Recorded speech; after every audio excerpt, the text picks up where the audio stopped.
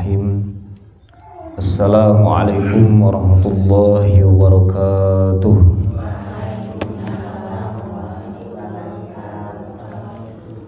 Alhamdulillahilladzi ahyana ba'da ma amatana wa ilaihin nusyur. Alhamdulillahilladzi anzala sakinata fi qulubil mu'minin liyazdadu imanan ma'imanihim. Alhamdulillahilladzi ala kulli halin asyhadu an la ilaha illallah wa asyhadu anna muhammadan abduhu wa rasuluh. Allahumma salli ala sayyidina wa nabiyyina wa maulana Muhammadin sallallahu alaihi wasallam wa ala alihi wa sahbihi al-akhiri wa sallama tasliman katsira. Rabbi israh li sadri wa yassir li amri wahlul 'uqdatam min lisani yafqahu qawli. Rabbana zidna ilma warzuqna fahma. Allahumma a'inna ala dzikrika wa syukrika husna ibadatik. Raditu billahi rabba wa bil islami dina wa bi Muhammadin nabiyya wa rasula wa bil Qur'ana imama wa li jami'il muslimina wal muslimati ikhwana. Hadirin hadirat rahimani rahimakumullah. Puji dan syukur kepada Allah Subhanahu wa taala yang telah menghadirkan kita di dalam majelis ilmu, di dalam majelis zikir, dalam sholat berjamaah di subuh hari. Alhamdulillah kita diberikan karunia yang luar biasa, yang lebih besar daripada dunia dan seisinya. Dunia dan seisinya belum tentu kita ambil atau kita bawa ke akhirat sana, tapi insya Allah ibadah-ibadah kita adalah bekal kita nanti sampai akhir hayat kita, sampai tidak ada lagi kematian yang abadi di dalam akhirat sana. Maka orang yang cerdas adalah orang yang menyiapkan diri untuk yang abadi, bukan terlena dengan yang sementara. Makanya kata Nabi, orang yang cerdas itu adalah yang fokusnya kepada akhirat, ya. Berarti sebaliknya, orang yang bodoh itu adalah orang yang menghabiskan waktunya hanya untuk dunia, sedangkan akhirat yang abadi diabaikan, ya. Sudah jelas kita tahu, ya. Jadi bodoh sekali kita kalau sekarang kita hanya bontang-banting hidup di dunia yang hanya 70 tahun, 60 tahun, 50 tahun. Sangat jarang yang sampai 70 lebih gitu, ya. Hanya untuk itu gitu. Nyari harta hanya untuk 60 tahun. Nyari kekuasaan besok juga jadi rakyat biasa, ya. Sombong petentang-petenteng di dunia besok juga resign. Sombong dengan pekerjaan yang gede besok juga berhenti, ya. Sombong dengan kekayaan, Allah cabut nikmat hidupnya, nggak bisa makan apa-apa, ya. Maka dunia ini ya tak perlu kita kejar untuk bekal sementaranya, tetapi jadikanlah bekal untuk akhirat, ya. Silakan kita cari dunia ini untuk akhirat jadinya, ya. Jadi fokusnya tetap ke akhirat, ya. Dunia ini jadikan bekalnya gitu, ya. Alhamdulillah kita diberikan hidayah oleh Allah untuk selalu memperbaiki ibadah kita, ya. Memperbaiki ibadah itu ya dengan ilmu, ya. Kalau tidak dengan ilmu ya tidak akan berubah selamanya, ya. Ya bakalan gitu kan, ilmunya nggak nambah ya begitu. Bahkan akan otomatis amal yang tanpa ilmu itu kalau nggak diupdate ilmunya itu justru berkurang, ya. Karena setan itu sangat pandai kepada orang-orang yang beribadah. Jadi awal-awal setan itu mengarahkan kita tidak ibadah. Kemudian ketika sudah ibadah, dia akan kasih pada kebosanan gitu, ya. Bosan ibadah itu. Puncak-puncaknya itu bosan. Karena apa? Kalau tidak update ilmu bosan. Karena rutinitas gitu, rutinitas yang sepertinya tidak ada manfaat. Maka kalau kita gali lagi seperti dalam sholat, kalau kita gali terus manfaatnya luar biasa dalam hidup kita, ya, terutama untuk manfaat kolbu. Karena intinya penyembuhan semua masalah, penyelesaian semua masalah itu ada di kolbu. Seperti kemarin ketika kita mendalami makna subhana, ya, ketika kita mendalami makna subhana, maka sebenarnya selesai semua hidup ini. Masalah seberat apa gitu, selesai dengan subhana saja. Kenapa? Karena Allah itu tidak cacat. Karena Allah itu tidak zalim pada makhluknya. Berarti tidak menzalimi kita kalaupun ada masalah yang sangat besar. Allah itu adil. Allah itu tidak menciptakan sia-sia. Berarti musibah yang diciptakan Allah saja itu tidak sia-sia pada kita. Allah itu tidak lelah, Allah itu tidak tidur, Allah itu tidak lemah, Allah itu tidak takut pada siapapun. Ya, makanya kan beres kan hidup kita. Kalau bergantung pada makna subhana saja, kita sudah beres hidup ini, ya. Bagaimana ketika kita ucapkan subhana ini, ya, sangat banyak di dalam sholat. Coba kira-kira kalau dihitung subhana ini berapa kali di dalam sholat kita, ya. Dalam ruku ada, dalam sujud ada, ya.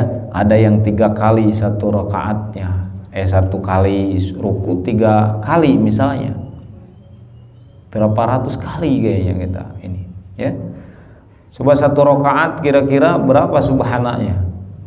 Kalau 3 ada 9, ya. Kan sujud 2 kali, ruku 1 kali, 3 kali tuh. 3 kali 3 9. 1 rakaat 9. Kalau kali 7 berapa? 17. Ya. 9 kali 17 berapa tuh? Ayah nu bisa ngitung pakai awang-awang. 20 aja kali 20 berapa? 180. Ya.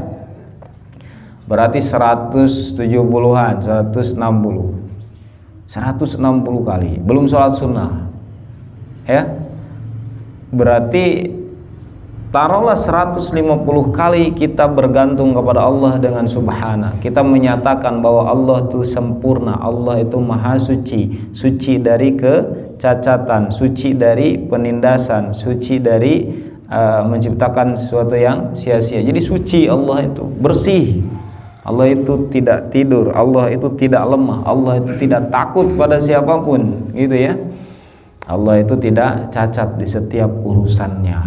Kan beres hidup ini. Makanya kenapa ketika ada musibah kita disuruhnya sholat dan sabar gitu. Salah satunya di makna subhanallah aja sudah beres. Bahwa kita serahkan kepada Allah semuanya. Bahwa Allah itu kalaupun memberikan musibah, memberikan ujian yang menurut kita berat, itu tetap tidak ada kezaliman, pasti ada zalimnya pada diri kita. Maka yakinilah kalau ada apa-apa jangan menyalahkan Allah. Jadi tidak ada alasan lagi misalnya menyebutkan Allah itu tidak adil. Nah udah, kalau menyebutkan sudah ada kata-kata seperti itu atau meyakini Allah tidak adil, kita berarti sedang menolak subhana. Kita sedang menolak kemahasucian Allah. Bahaya nih. Ya, kan ada kadang-kadangnya Allah teu adil namun kieu mah. Kok ka urang wae cenah kieu teh.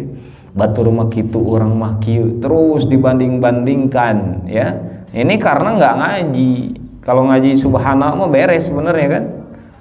Tapi insya Allah orang anu sholat banyak yang masih gitu, berarti makna subhanallahnya belum diresapi dengan baik. Karena kadang-kadang kita mungkin tahulah subhana itu maha suci Allah ya, subhanallah itu maha suci Allah, tapi kita kurang menggali apa sucinya Allah itu dari apa gitu ya. Kalau di bahasa kita kan suci itu ya suci dari najis misalkan gitu ya, kadang mungkin tidak nyampe ya.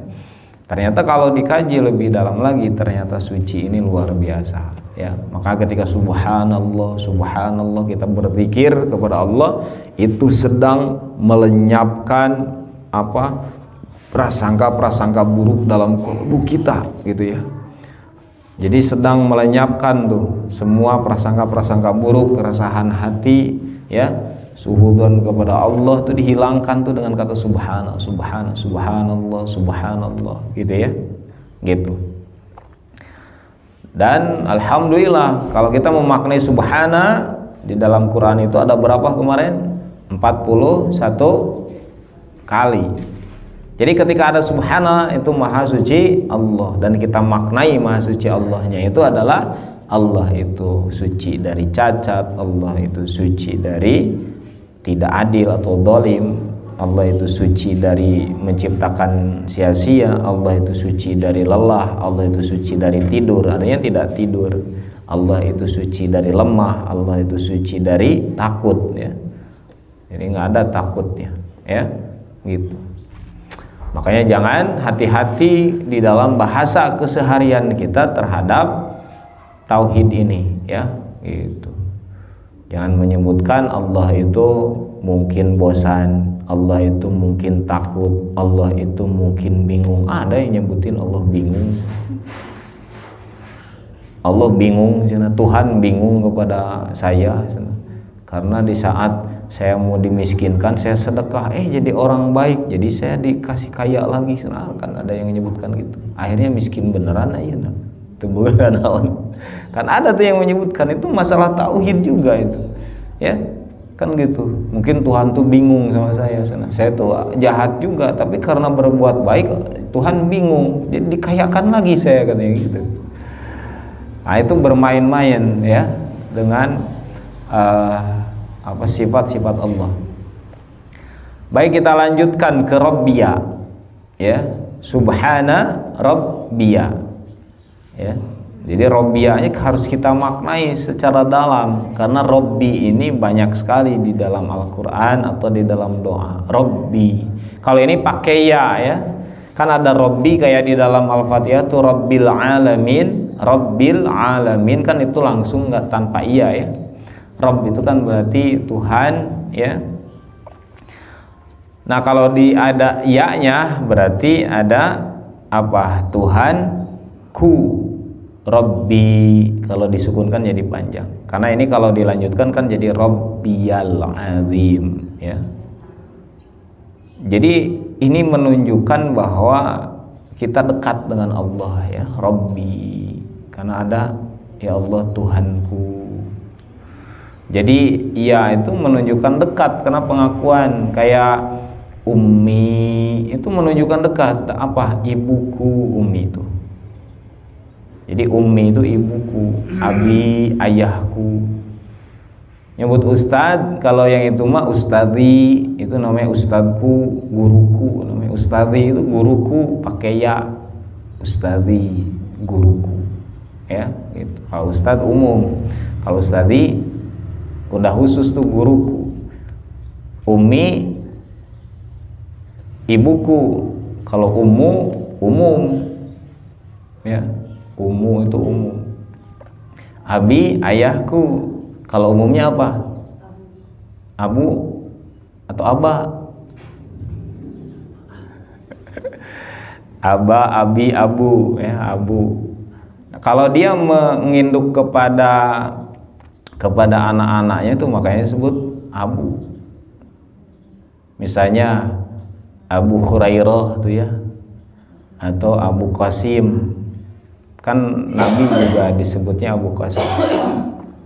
Abu, nah ini yang kita kan sering ada dalam hidup nih, nginduk ke Arab tuh ada yang mamah siapa gitu. Itu sebenarnya sama, Ummu Kulsum, berarti ibunya si Kulsum. Ya, kalau dalam ini Abu Jahal, abunya siapa, bapaknya siapa. Nah itu ke anak pertama kalau mau dipakai, jangan bingung. Kadang-kadang dipakai KB ya, genep anaknya KB. Umu siapa, anak pertama aja, ya, gitu. Saya Kang Rada itu anak pertama itu siapa? Dani ya namanya. Nah jadi namanya Kang Rada Abu Dani karena gitu ke anak pertama, nggak usah Abu Dewi, Abu Nopi, nggak usah. Ini contoh ya. Atau ibu-ibu, jadi Bu Mete namanya Mamah Dani, udah, Mamah Nopi, Mamah Dewi gitu, contohnya gitu. Jadi nginduk kepada anak pertama aja. Ya. Kadang-kadang ini anak kedua dipakai, nah jadi anak hiji nanti di aku. Ya. Tapi jangan juga anak hiji cenah anak dua henteu cenah kayak kumaha lamun anakna 11 kabayang kabeh disebut. Nah, bapana siapa. Nah, ini sedikit tentang iya. Maka iya itu ku ya. Makanya sebenarnya tapi karena kita ini makanya ketika ke orang lain nyebutnya kalau Umi itu ya kayak saya ke ibu saya itu nyebutnya Umi. Saya menyebutkan anak-anak saya suruh manggil ibunya Umi ya wajar. Nah kalau ibu-ibu mah ulah Umi gitu. Misalnya Umi Meti, sok araya kan. Berarti itu ibuku Meti kan. Harusnya mah Umu aja kalau mau ya. Umu namanya. Nah, itu contoh. Kalaupun ke laki-laki bukan Abi, itu mah untuk anaknya yang manggil, anaknya Abi atau Umi, itu anaknya ke ibunya atau ke bapaknya. Ya, Ustadzi tadi ustadku, Robbi adalah Tuhanku, maka ini khusus untuk kita. Ya, kalau Robbi kan umum, tanpa iya ya. Robbul juga kan ada dalam ini ada Robbi, ada Robbul, ada Robbal kan. Nah kalau Robbi Tuhanku ada iyanya, ya. Maka kan lebih dekat ya Subhana Rabbi, Maha Suci Tuhanku, gitu kan dekat tuh. Kan beda tadi dengan Umi, dengan Umu kan beda. Kalau Umu berarti ibu orang lain, kalau Umi itu ibu sendiri kan beda tuh panggilannya kayak Umi, gitu ya, kayak gitu ya. Nah ini jadi rasakan ketika kita menyebutkan Subhana Rabbiya, jadi Maha Suci Engkau Tuhanku, jadi enak gitu kan, Tuhanku loh. Jadi kalau Tuhanku berarti milik kita kan, berarti kita menuhankan Allah. Ini pernyataan yang dekat sekali gitu ya. Nah makanya kita harus memaknai siapa Rabbi ini kan secara umum kita tahu ini artinya Tuhan ya. Nah Tuhan itu yang gimana? Makna pertama itu adalah apa? Pemelihara. Jadi Rabbi itu makna pertamanya pemelihara. Jadi Tuhan itu artinya pemelihara, Rabbi itu pemelihara. Jadi yang memelihara kita, memelihara alam, memelihara semua itu ya pernyataannya begitu. Jadi Allah itu berarti yang memelihara ya. Berarti semua dalam peliharaan Allah ya. Maka dengan adanya makna Rabbi ini kalau kita dalami, ya semuanya kan berdasarkan pemeliharaan Allah. Ya, apapun yang terjadi, ya. Ada banjir di sini, itu pasti ada pemeliharaan Allah. Maka kita balik lagi ke Allah sebenarnya. Kalau meyakini bahwa kita ini adalah dalam pemeliharaan Allah, semua diurus oleh Allah, maka balikan ke Allah semuanya. Di saat ada musibah, balikan ke Allah. Di saat ada nikmat, balikan ke Allah. Di saat kita menjadi pejabat, balikan ke Allah, untuk Allah semuanya. Ketika kita sehat, balikan ke Allah. Ketika kita sakit, balikan ke Allah. Karena semuanya kita diurus Allah gitu. Mau sakit, mau sehat, ya. Mau sekarang kita udah tua, balikin ke Allah. Masih muda, balikin ke Allah. Jadi semuanya itu ke Allah, ya. Jadi semua keadaan balikan ke Allah. Maka dengan meyakini Rabbi saja, ini akan berdampak luar biasa untuk kehidupan kita. Kalau tidak menganggap Allah itu memelihara kita, Maka ya kita banyak melencengnya dalam hidup ya. Rasa-rasana kersehat, tidak ada tuh pemeliharaan Allah dalam diri kita. Rasa-rasanya kalau lagi sakit, Allah tuh hilang aja dalam diri kita. Rasanya tadi nggak adil gitu kan. Padahal yang memelihara itu semuanya Allah ya. Kemudian makna kedua adalah penopang. Jadi yang menopang gitu ya, Rob itu menopang segala kebutuhan manusia, segala kebutuhan alam, hewan, semua jagat raya ya, semua alam. Alam itu kan berarti di luar Allah, itu alam semuanya. Makanya disebut alam semesta ya. Semua alamin kan kita ada di Rabbil Alamin. Al-alamin itu kan alam semesta tuh. Jadi seluruh makhluk selain Allah itu ada di dalam topangan Allah. Ya udah beres gitu semuanya. Kita meyakini bahwa Allah itu yang menopang langit, menopang bulan, menopang gunung, menopang laut, menopang hidup kita ya. Jadi kan aman hidup kita ya. Toh Allah yang memelihara, Allah yang menopang ya. Kemudian yang ketiganya adalah makna Rabb ini adalah penyedia segala sesuatu yang kita butuhkan. Atau beres kan hidup kita ya. Jadi penyedia, coba kita yakini Rabbi, Tuhanku, bahwa Engkau adalah penyedia segala kebutuhanku. Maka di sini kita belajar. Berarti makanya nyambung dengan hadis tuh, kata Nabi, bahkan hanya minta garam saja kita minta ke Allah. Garam. Kita kan langsung kawarung namun garam ini. Jadi ada bahasa garam di sini saking apa? Dari dulu aja disepelekan kan garam itu. Seolah-olah kalau kita butuh garam itu ya sepele kan? Sepele lah, kita bisa minta sok da garam-garam wae mah nalolak nu belit oke. Minta garam comot gitu kan istilahnya gitu. Saking disepelekannya bahwa kita bisa ke manusia kan. Tapi Allah ajarkan, Rasul ajarkan, minta garam aja ke Allah gitu. Nah ini dalam kehidupan kita harus dibiasakan. Jadi kalaupun kita memang secara syariah bisa beli, bisa minta, bisa ngala kalau di kampung-kampung ya, ngala naon segala aya.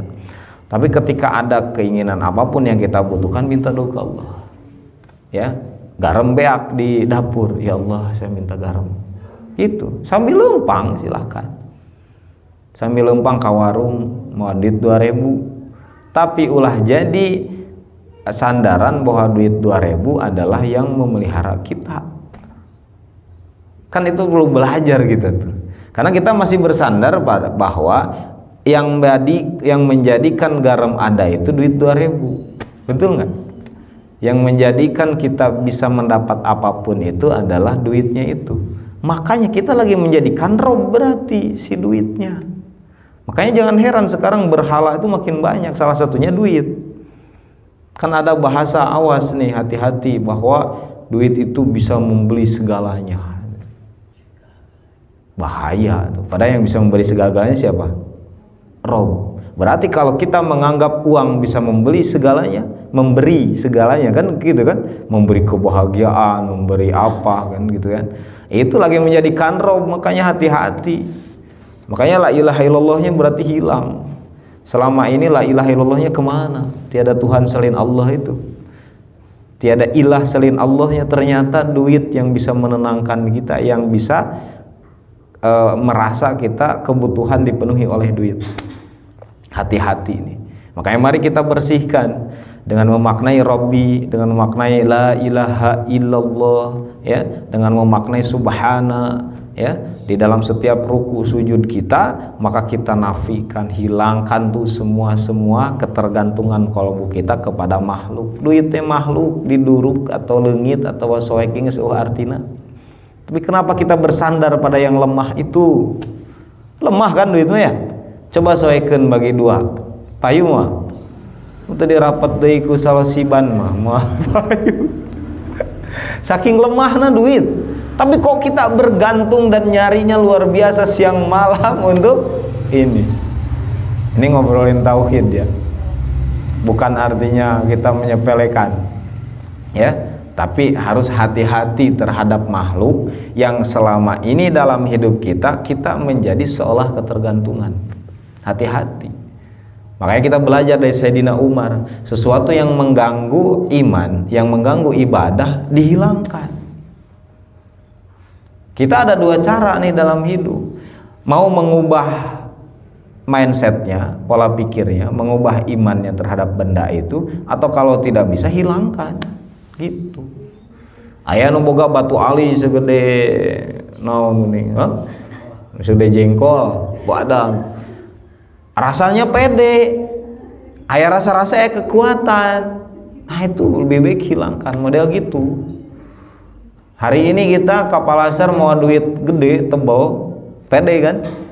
Rasa-rasa bakal mau segala di pasar. Tapi lamun mau duit 5.000 teu pede, teu init ke pasar kemis lagi. Saking naon? Ia percaya bahwa duit itu yang bisa memberikan kita barang. Kan kita masih begitu kan hidup. Nih ini harus kita latih, memang harus kita latih. Berarti kita hari ini masih ketergantungan bahwa yang menyediakan sesuatu itu duit. Ternyata kita masih ada kolbu kita ke situ tersangkut. Coba kita latihan. Dengan cara apa tadi? Doa kepada Allah. Setiap mau berangkat kemanapun, ada kebutuhan apapun, doa dulu, diawali dengan doa. Berarti jalannya kita menuju apa yang kita inginkan itu adalah ikhtiarnya, bukan ketergantungannya, ya. Jadi awali dengan doa, ya Allah saya minta garam, ya. Kemudian kosongkan hati kita dari ketergantungan pada duit. Mau duit boleh, silahkan. Tapi yakinilah bahwa ketika mendapatkan garam di warung itu adalah pengabulan dari Allah. Itu latihannya. Jadi gitu latihannya. Jangan sampai duit ini yang menyebabkan kolbu kita tergantung pada duit, bahwa kalau nggak ada duit mah mau bisa meuli. Nah kan udah hati-hati itu. Tapi mikirnya adalah kalau Allah nggak mengizinkan, saya nggak akan dapat garam. Kalaupun punya duit 1 juta, betul nggak? Kan gitu. Pek teh eueuh warungna, pek teh tutup warungna, pek teh beak warungna, geus kukurilingan ka 4 warung eueuh. Allah nggak ngizinin padahal boga duit. Bahkan leuwih tina meuli garam 5.000 misalnya, padahal garam ngan 2.000. Nah itu kan kita sering diuji begitu kan. Ketika kita bergantung pada duit seolah-olah duit itu akan memberikan garam, Allah uji itu iman kita. Ternyata tidak bisa juga. Jual eueuh we garam teh di mana-mana. Gitu kan. Jual langka we semua di mana-mana kan. Gitu. Jadi bukan duit, itu kan sudah jadi peringatan besar bagi kita, ya. Ketika waktu itu langka minyak goreng misalnya. Kan duit barokah harita. Minyak gorengna eueuh. Nah, berarti kan duit tidak bisa, itu kan lagi, kalau pakai iman kan lagi diuji. Oh iya ya, duit itu ternyata tidak bisa membeli itu kalau Allah tidak mengizinkan. Tapi kalau Allah mengizinkan, tak punya duit pun kan datang tuh minyak ke rumah, datang, ya. Waktu itu saya juga banyak datang ke rumah, temeli tengantri raya padahal tidak membeli. Nah makanya ini berlatih, ya. Berarti Allah saja yang menyediakan segala sesuatu yang kita butuhkan. Ini juga jadi kunci, yang kita butuhkan bukan yang kita inginkan. Belum tentu yang kita inginkan itu sebenarnya kita butuhkan, karena keinginan itu bercampur dengan hawa nafsu, ya. Sedangkan kebutuhan itu adalah rahasia Allah terhadap makhluk. Jadi sebenarnya nih, kamu tuh cuma butuh ini, ya, gitu. Maka hari ini orang-orang yang tidak bersyukur adalah sering membanding-bandingkan apa yang diinginkan dengan apa yang Allah beri. Padahal yang Allah beri itu adalah yang kita butuhkan. Maka itulah yang menghilangkan rasa fakir dalam hidup kita.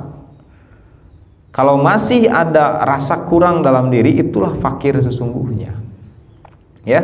Jadi fakir itu bukan karena teboga beas, karena teboga Allah fakir itu, ya. Jadi fakir miskin itu bukan karena tidak punya materi, tidak punya duit. Toh orang yang punya uang banyak, itu banyak yang masih fakir dalam hidupnya, masih korupsi, masih nipu batur, masih kurang merasa, ya, makin tamak di dalam hidupnya, makin rakus. Tapi ada orang-orang sederhana, hidupnya apa adanya, gitu ya, tetapi Allah berikan rasa cukup. Nah itulah orang yang kaya, ya, gitu. Jadi ini harus dipahami dengan betul, ya, supaya kita tidak menjadi orang-orang yang bergantung kepada makhluk, tapi bergantung pada Rob ini, ya. Jadi Robbi, coba kalau sudah dimaknai Robbi ini udah, ya.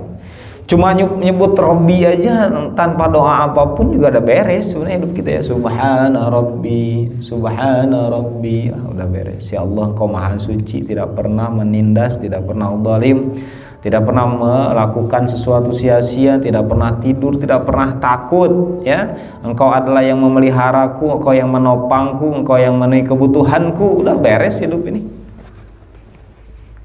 ya. Jadi ibu-ibu jangan merasa butuh pada suami secara tauhid mah nggak usah, ya.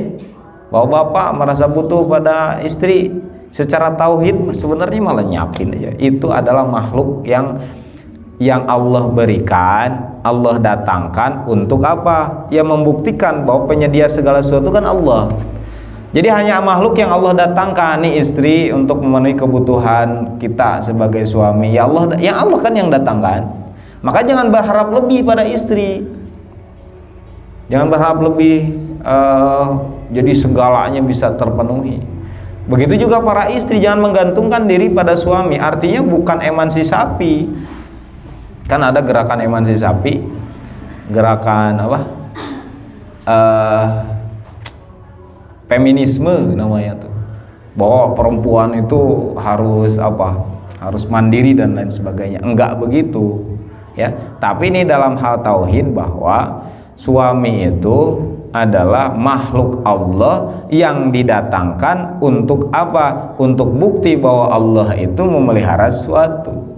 Ini Allah datangkan. Berarti kalau makhluk itu nggak ada, Allahnya kan tetap memelihara dan menopang kita, kan begitu. Kalau suami hari ini hilang, meninggalkah atau kemana misalnya, itu yakinlah bahwa tidak akan berhenti yang namanya pemeliharaan Allah terhadap kita.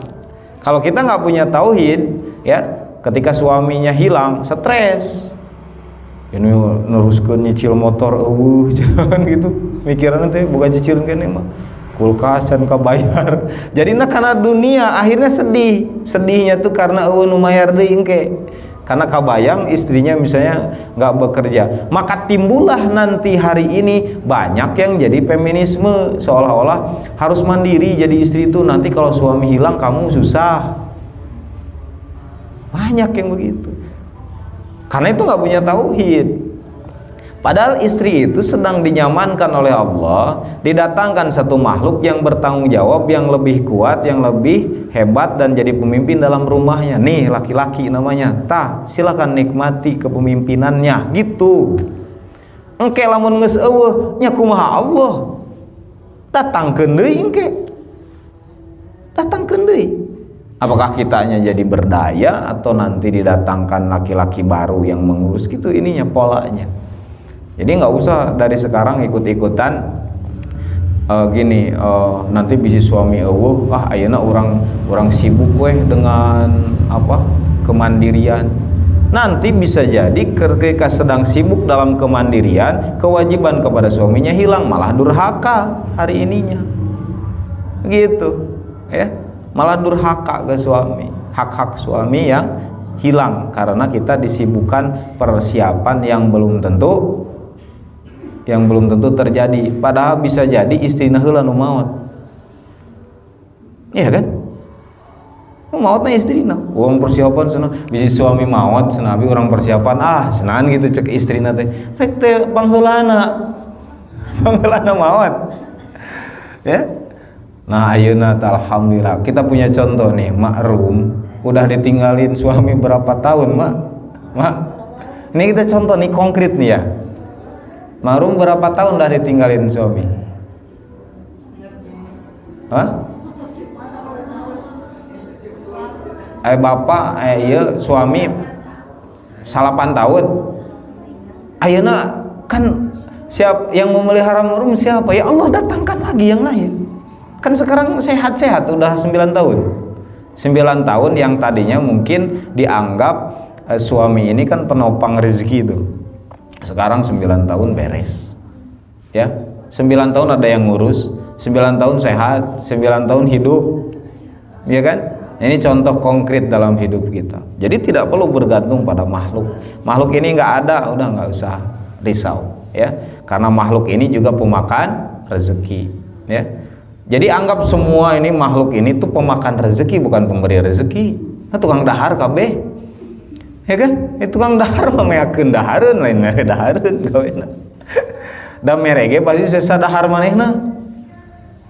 Anu mere sangu pasti geus dahar manehna mah. Anu mere beas pasti beasna loba di imahna, berarti sarua tukang dahar. Jadi justru lamun aya nu maot eta teh ngurangan dahar. lain iya kan, berarti gitu kan. Kalau suami maot berarti ngurangan anu sok dahar. Berarti Allah lebih gampang ngasih rezeki pada kita. Karena apa? Ngurangan hiji anu sok dahar. Kan gitu tuh pola tauhid mah enak sebenarnya. Tapi dalam prakteknya memang perlu latihan. Kita nggak mudah seperti ini, ya. Makanya harus latih dalam kehidupan sehari-hari. Maknai dulu, yakini dalam kolbu, kemudian praktekkan dalam kehidupan sehari-hari, ya. Berarti semua sistem dalam hidup kita itu diatur Allah, dipelihara Allah, disediakan oleh Allah. Maka apapun yang terjadi balikin ke Allah, maka beres hidup kita kan, gitu. Beres hidup kita. Ya, kita yakini kalau ada apa-apa, ya Allah ini hujan wae, saya banjir wae, kan gitu. Ya usah ngeluh, ya apa minta ke Allah, ya Allah pengennya mah saya nggak banjir ini, tapi kalau banjir ini menjadi ibadah bagi saya nyesok welah gitu. Nah gitu aja kan tenang, daripada kita ngahujat Jokowi gitu, ya jauh-jauh gitu, gara-gara Jokowi jadi banjir. Nah, gitu. Kalau ngeritik boleh, tapi kalau menyalahkan nggak usah, ya. Kalau ngeritik, kalau itu konkret silahkan masalah-masalah. Tapi kalau ada apa-apa dalam hidup kita, nggak usah sering kepada orang lain. Kita iniin diri sendiri dulu, kemudian balikin ke Allah, kan gitu ya. Jadi kalau ada apa-apa dalam hidup kita, balikin ke Allah langsung. Itulah yang menjadi solusi. Tenang, kan langsung tersolusikan kan. Banjir itu bisa jadi selesai karena iman, bukan banjirnya saat, tapi imannya yang berubah. Jadi kita menikmati banjir, kan sebuah banjir ini ya video. Apakah dengan menghujat Allah atau menghujat sasaha? Wah iya gara-gara si anu sana dibelokeun ka dieu. Apakah selesai? Moal, beuki nyeri hate, betul nggak? Beuki nyeri hate. Mendingan berdoa ke Allah. Ya Allah, sadarkanlah orang ini supaya tadi belokeun nih kan, cai gitu kan. Kayak gitu. Supaya buang sampah tidak sembarangan lagi kan gitu. Kabayang lamun sampah tadi kunyal meureun dina solokan meueuh loba aja mah. Ieu geus dikunyal wae ya, tiap minggu sampahna luar biasa ada. Tapi kita tetap ya bahwa pasti ini ada hikmah di balik ini. Kayak gitu ya, hikmahnya harus kita terus ini kan apa diresapi supaya hidup kita menjadi enak. Nah itulah Rabbi ya. Jadi subhana rabbiya, subhana rabbiya ya gitu. Jadi subhana rabbi tambah ya jadi Tuhanku, tanda kedekatan cinta terhadap apa? Terhadap Allah. Jadi kalau ada iya ini udah menunjukkan cinta kita kepada Allah, dekat ya. Kayak tadi seperti ummi, ibuku ya. Ya bunayya, hei anakku, kan kayak gitu. Itu ucapan-ucapan lembut ya gitu. Ucapan-ucapan lembut. Maka ke Allah ketika nyebut Rabbiya ya, maka itu kita sedang mendekat kepada Allah dan meyakini Allah itu adalah pemelihara, penopang dan penyedia kehidupan kita. Nah, ini ajarkan pada anak-anak kita gitu ya, untuk berdoa di dalam kehidupan kita. Kalau dia minta apapun, ajarinnya doa dulu pada Allah. Ya, misalnya anak minta pulpen aja, sekedar pulpen, doa dulu nak. Kemudian nanti kita ajarkan, nih Allah kabulkan, nih gitu. Ini dari Allah gitu. Ajarinnya kayak gitu, kita belajar sedikit.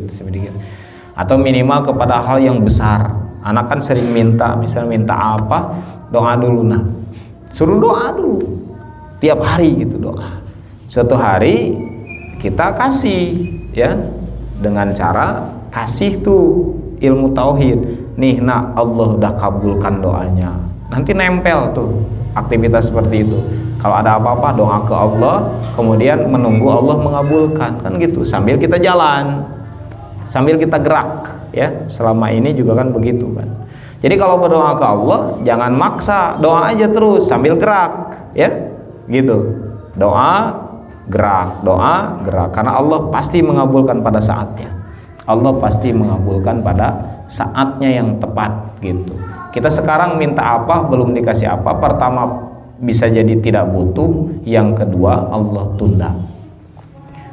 Kebanyakan memang tidak butuh ya, tapi pengen, ingin ya, padahal nggak butuh-butuh amat gitu. Ternyata yang kita butuhkan mah begini aja nih, orang Manggahang butuh itu kan gini ya. Kita butuh nggak gedung-gedung tinggi, enggak kan?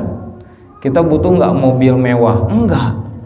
Udah malah bisa ngalewat mun banjir ke Bojong Soang, ngadon tilalep, butuh nanti parahu kita mah gitu ya. Kita nggak butuh rumah mewah, enggak.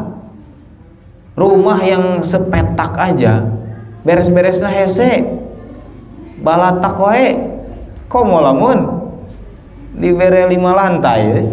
Dibere 100 meter persegi aja 1000 ciga nama orang mah. Orang rumah sapetak 3x3 aja geus balatak luar biasa teu kaurus. Orang dibere baju anu loba, baju nu ayeuna ge numpuk wae teu ka laundry eta. Berarti teu kaurus kan baju teh. Ya. Berarti kita itu sebenarnya nggak butuh banyak hal ya. Kita butuh duit banyak enggak, dan duit anu ayeuna ge sok teu barareak. Betul nggak? Ayeuna ibu-ibu pasti nyaresa duit nanti. Tanda-tanda eta teh kaleuwihan. Lamun ayeuna area kene nih di akhir bulan ieu, berarti leuwih. Lamun ku Sayyidina Abu Bakar mah dibalikeun deui itu teh, ieu leuwih teuing cenah. Lamun nyesa sabulana dibalikeun deui eta gajina Sayyidina Abu Bakar mah. Ya. Gitu. Jadi nggak ada nabung Sayyidina Abu Bakar mah. Ya. Gitu. Nggak ada nabung. Nah berarti kita itu sebenarnya nggak butuh duit banyak. Toh yang sekarang dikasih Allah aja loba nyesa. Terus rek lobana kumaha? Saya yakin ibu-ibu tuh sok nyaresa ada. Dalam mun nyesa mah beda gitu. Mun nyaresa mah. Berarti sebenarnya 1 juta, 2 juta, 3 juta, 4 juta teh cukup kita teh leuwih bahkan. Jadi kita mah nggak butuh miliaran. Makanya Allah nggak kasih gitu. Tapi kalau butuh silakan. Nah sebenarnya mah mau dipakai apa sih? Misalnya coba saya ini kan, ibu-ibu hari ini dikasih 1 triliun, emang kernaon? Dahar anger jeung kangkung. Emang kangkung 100 juta gitu. Kan hawa nafsu keur nyimpen, padahal nggak akan butuh kan? Dek dibeli kenaon gitu 1 miliar aja dikasih. Nganggur gitu duit tiis 1 miliar. Da cigana mah bingung. Malah jadi maksiat ka ditu nanti geus orang jalan-jalan ka Bali ka Singapura jadi maksiat kan. Padahal mah kita mah cuma butuh bala-bala tiap pagi sarapan jeung kopi beres itu ngan 10.000 gitu. Nah berarti kita itu sebenarnya gini hidup tuh santai aja ya. Jadi jangan banyak keinginan yang sebenarnya kita tidak butuhkan ya. Maka alhamdulillah ya, Allah memberikan kecukupan pada diri kita. Jadi kecukupan itu adanya di qalbu kita ya. Jadi enak dalam menghadapi dunia. Itulah makna subhana rabbiyya ya, subhana rabbiyya. Insyaallah mudah-mudahan ketika sudah memaknai ini, maka ketika kita bersujud atau ruku di dalam sholat kita, kita semakin dekat kepada Allah. Maka bayangin kan dekatnya kita, ya, subhana rabbiyal azim, subhana rabbiyal a'la, itu kan dekat tuh. Ya Allah Tuhanku, Engkau suci. Jadi praktekinnya kalau mau lebih sempurna ya dalam sholat sunnah, silakan selama-lamanya tuh ruku sama sujud, secangkelna. Karena kan kalau dalam nanti akan terbiasa ketika sholat wajib pun, kalaupun sebentar kita akan terbiasa nyambung kalbu kita ke Allah. Tapi dalam sunnah silakan tuh, dalam tahajud misalnya untuk sendiri kan enak tuh tiis ceuli herang panon kan, subuh memeh subuh misalnya, silakan sujud ruku tuh singlila sambil memaknai subhana, sambil kita meminta ampun kepada Allah. Sekarang itu sering menganggap Allah itu tidak adil, menganggap Allah itu tidak mengabulkan doa, menganggap Allah itu menciptakan sia-sia segala sesuatu. Kita sambil ini kepada Allah, sambil minta ampun dina ruku dina sujud, coba kan gitu ya. Nanti terbiasa di dalam sholat wajib walaupun singkat waktunya, terbiasa kalau kita nyambung ketika menyebutkan subhana rabbiya kayak gitu ya. Itu ya.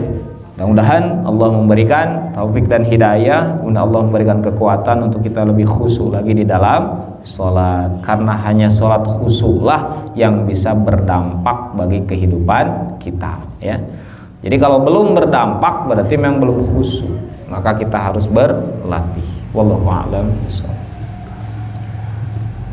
Baik, kita lanjutkan apa sekarang teh Selasa teh Al-Mulk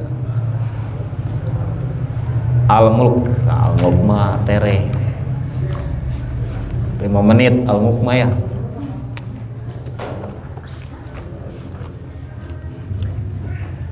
Tabarok. A'udzu billahi minasy syaithanir rajim. Bismillahirrahmanirrahim. Nawadu taqarraba ila Allah wa lam salihatul Fatihah. A'udzu billahi minasy syaithanir rajim. Bismillahirrahmanirrahim. Alhamdulillahi rabbil alamin. Ar-Rahmanir Rahim. Maliki yaumiddin. Iyyaka na'budu wa iyyaka nasta'in. Ihdinas siratal mustaqim. Siratal ladzina an'amta 'alaihim ghairil maghdubi 'alaihim waladdallin.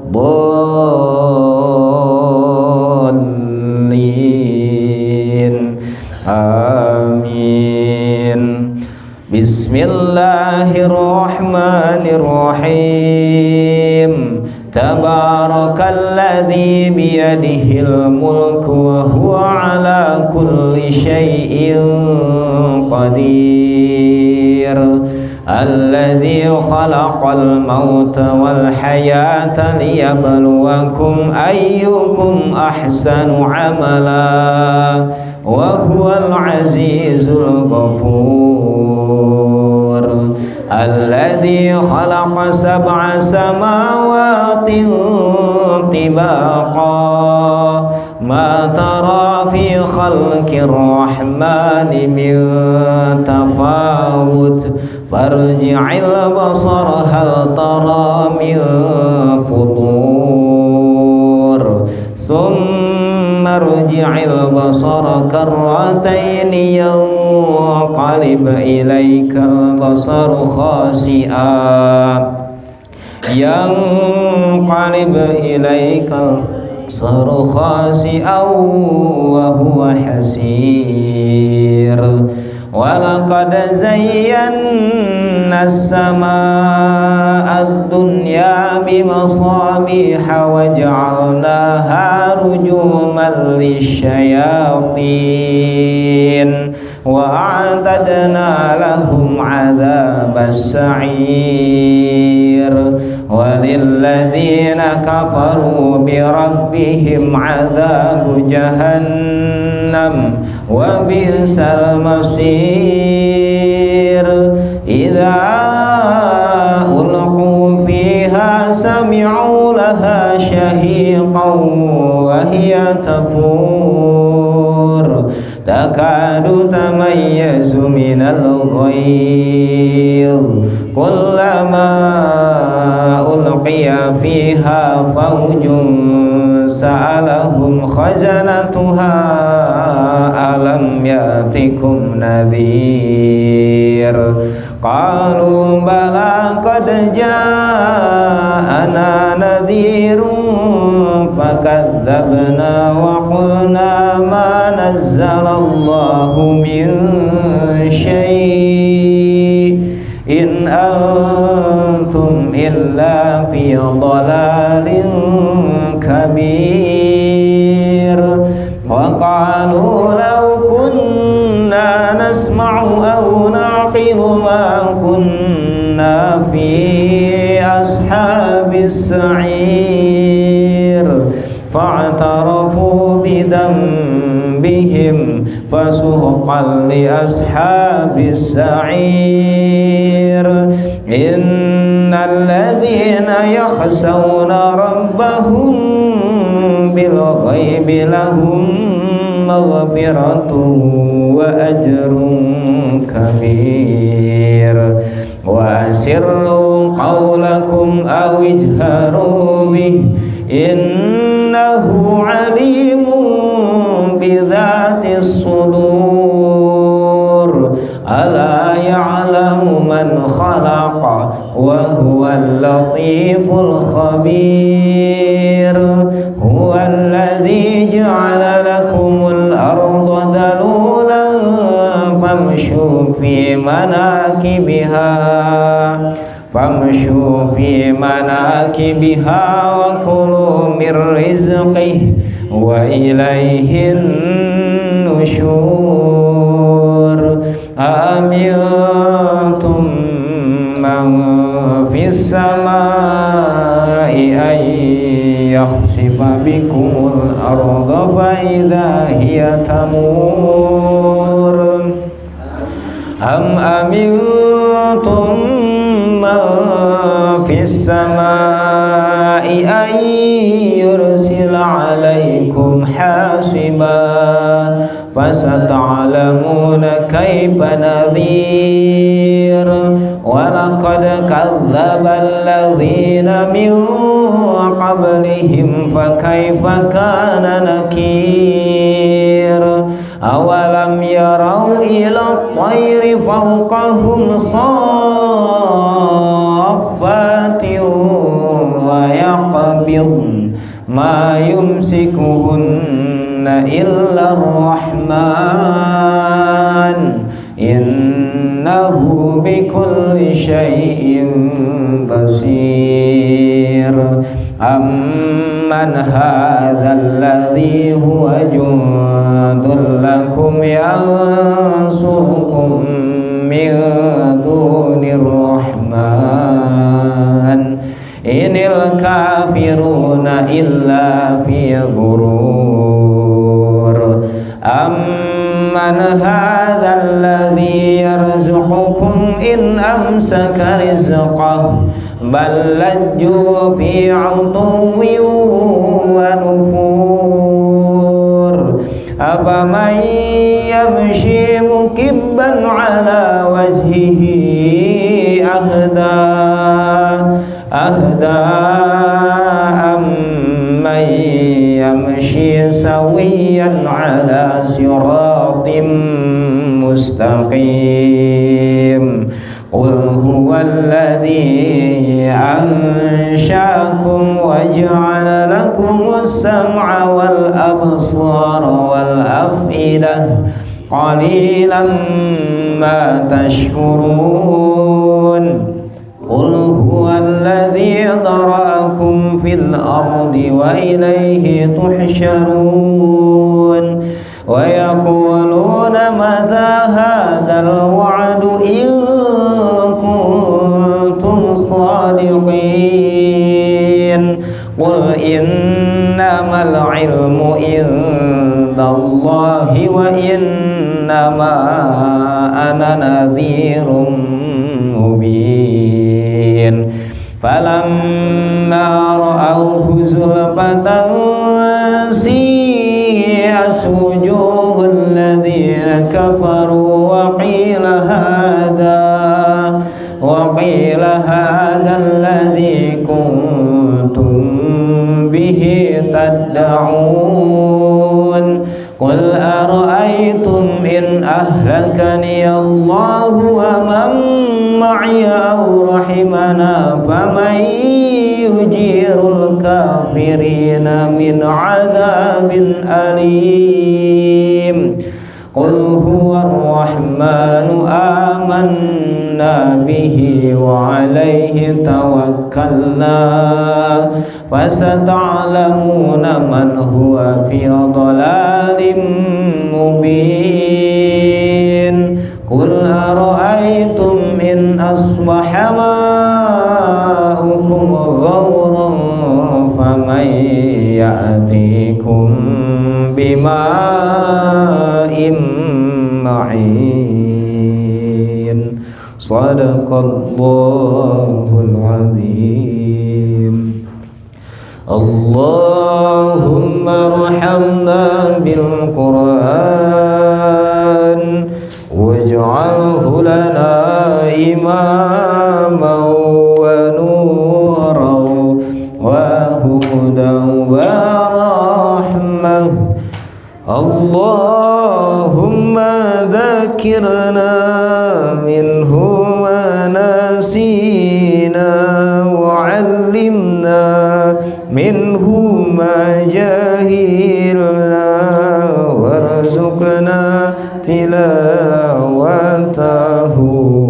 ana al-laili wa atrafan nahar waj'alhu lana hujjatan ya rabbal alamin. Alhamdulillahil alamin. Subhanaka Allahumma wa bihamdika asyhadu an la ilaha illa anta astaghfiruka wa atubu ilaik. Assalamualaikum warahmatullahi wabarakatuh.